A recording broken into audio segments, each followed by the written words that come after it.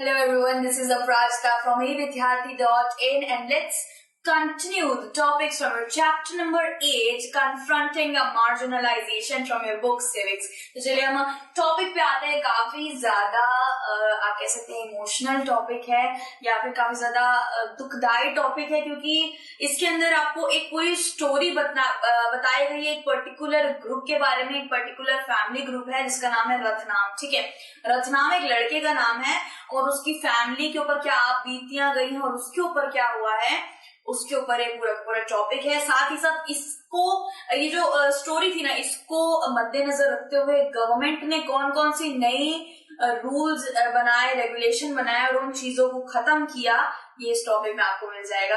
यहाँ पे आप देख सकते हैं स्टोरी टाइम लिखा हुआ है. ऑब्वियसली स्टोरी के बारे में है, पूरा का पूरा टॉपिक स्टोरी के ऊपर है. तो चलिए करते हैं सेरेमनी ऑफ जकमलगुर. ठीक है, जकमलगुर एक गांव है जकमलगुर करके, जहां पे अनटचेबिलिटी की बात करी जा रही है. 1970 या 1980s की बात है, अभी की बात नहीं है. ये रत्नाम्स फैमिली एक्ट 1989 के बारे में यहाँ पे बात हो रही है. इस पर्टिकुलर स्टोरी और ऐसे ही कई और रिलेटेड स्टोरीज को गवर्नमेंट ने सुना और वो दर्दनाक स्टोरीज को सुनने के बाद ही ये एक्ट 1989 लागू करा गया. सो मैं क्या बोल रही थी कि जकमलगुर नाम का एक विलेज है.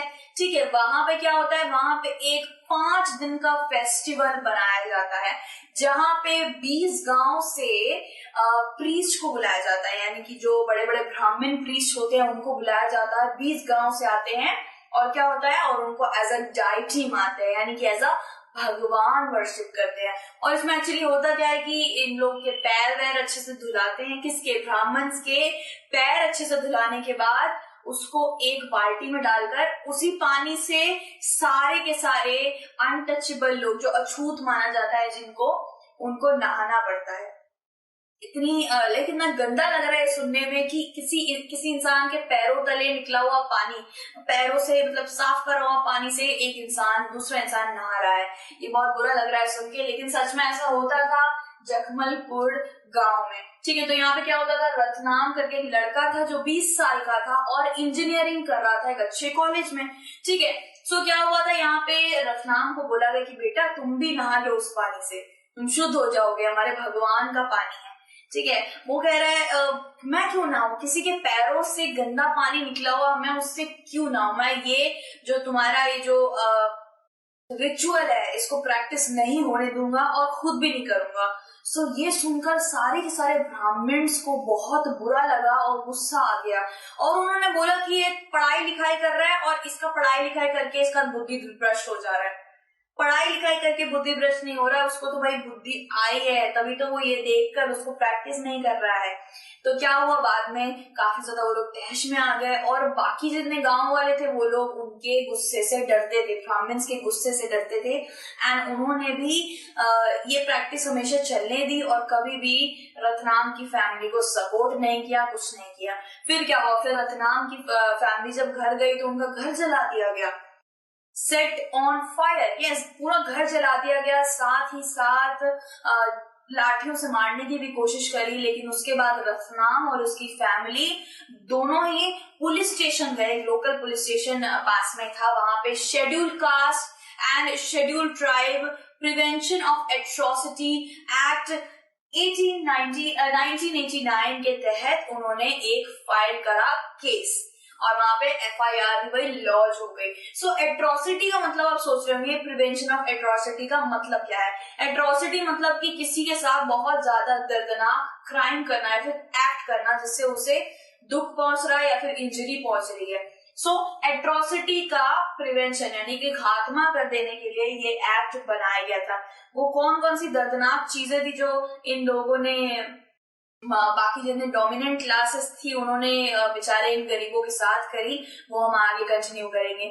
ठीक है, तो इसमें अभी तक यही आपने सुना है कि आग में लगा दिया गया था, पूरा घर जला दिया गया था, साथ ही साथ उनको धमकियां मिल रही थी. फिर उन्होंने पुलिस स्टेशन में जाके केस दर्ज किया.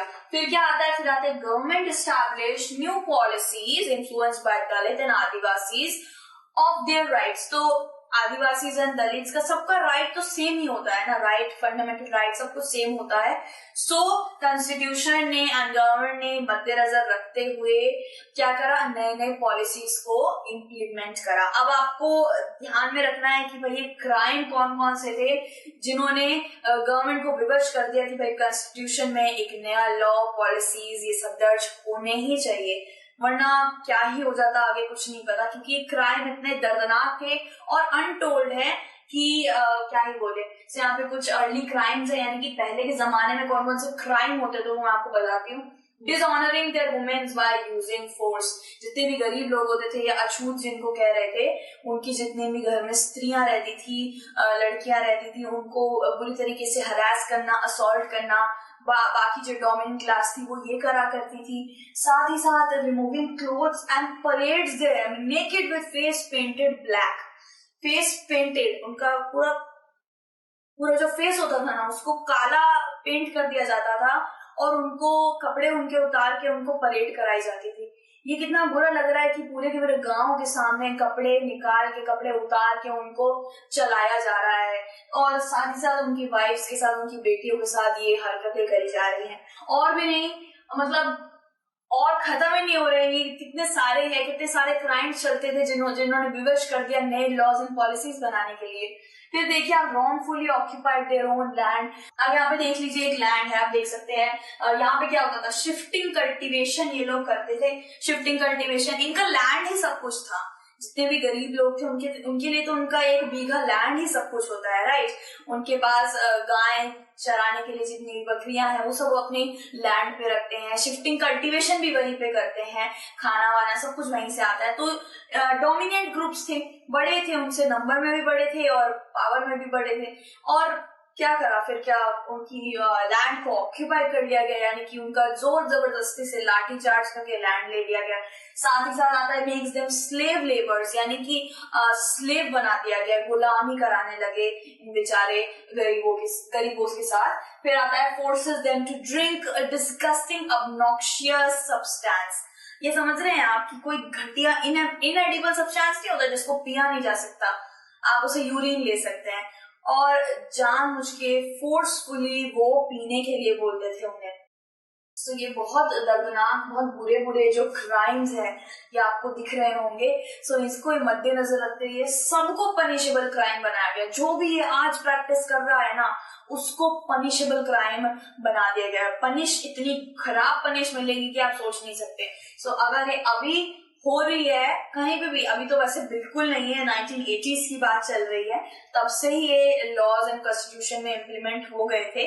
फिर आप सोच रहे होंगे कि रतनाम की फैमिली ने क्या करा। रतनाम की फैमिली ने पुलिस कंप्लेन करी, उसके बाद क्या हुआ, पुलिस कंप्लेन के बाद उसके साथ ये सारी बुरी बुरी चीजें होनी बंद हो गई, लेकिन उसको क्या कर दिया, ऑब्स्टिनेट कर दिया, यानी कि क्या बोल सकते हैं उसको वहां से अपने गांव से निकाल दिया गया। उसकी पूरी फैमिली को गांव से निकाल दिया गया और ब्राह्मणों ने सारे लोगों को बोल दिया कि इनसे कोई बात नहीं करेगा या फिर इनसे कोई वास्ता नहीं रखेगा, इनके लिए कोई काम नहीं करेगा। सो ये चीज उसको काफी भारी पड़ी, लेकिन ये जितने भी लॉज थे, जितने भी इम्प्लीमेंटेशन हुई, इससे उसको काफी ज्यादा राहत मिली। तो ये थी हमारा पूरा स्टोरी टाइम वाला एक स्टोरी बेस था। इससे क्वेश्चंस कभी कभी आ जाते हैं। सो आई होप ये स्टोरी आपने पूरी अच्छी तरीके से सुनी होगी। बाकी के जितने भी टॉपिक्स है वो हम दूसरी वीडियो में कंटिन्यू करेंगे। Till then take care.